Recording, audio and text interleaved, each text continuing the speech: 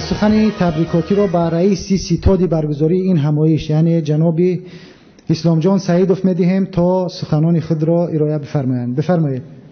بفرمایید.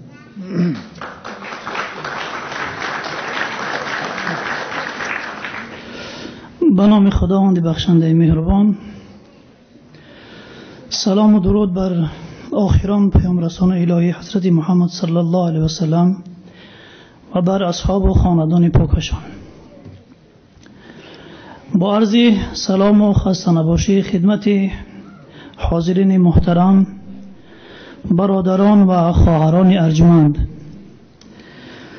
سرول یکایک شما را و در سیمای همه شما ملت تاجیک را، مردم تاجیکستان را با این روز فرخنده، هم به مناسبت 27 سالگرد استقلالیت و هم به مناسبت این روز که در حضور ما و شما یک پیمان به امضا رسید، تبریک و مبارکباد میگویم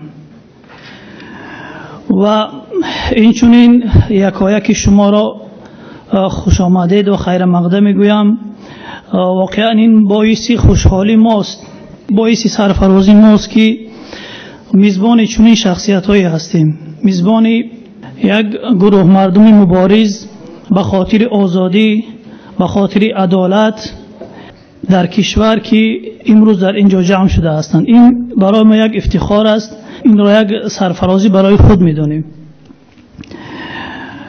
اینچنین تشکر جا داره تشکر کنم از همه شما مهمانان گرامی به خاطر حضورتان و اینچنین از همه نفرانی که طول این 2 هفته در این ستاد زحمت کشیدن و این شرایط را برای ما و شما مهیا کردند.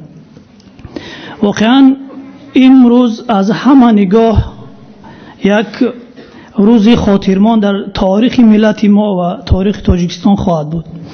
از یک جانب 27 سالگرد استقلال را جشن میگیریم، از جانب دیگر این امضای پیمان ملی و خصوصا برای مهاجرین لهستان و علل خصوص برای ستاد برگزاری این چهاربینی این روز فراموش نخواهد شد، چون ما مهماندار 2 جشن بودیم، یکی جشن استقلال و دیگر به امضا رسیدن پیمان ملی.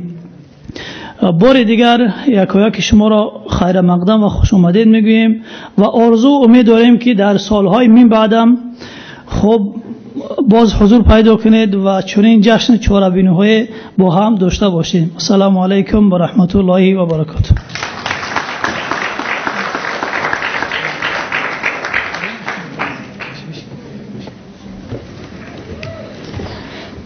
تشکر میکنیم از رئیس ستاد برگزاری همایش استقلالیت در ورشوا جناب اسلام جان سعیدوف. واقعا جا دارد تشکر کنیم برای زحمت های زیاد.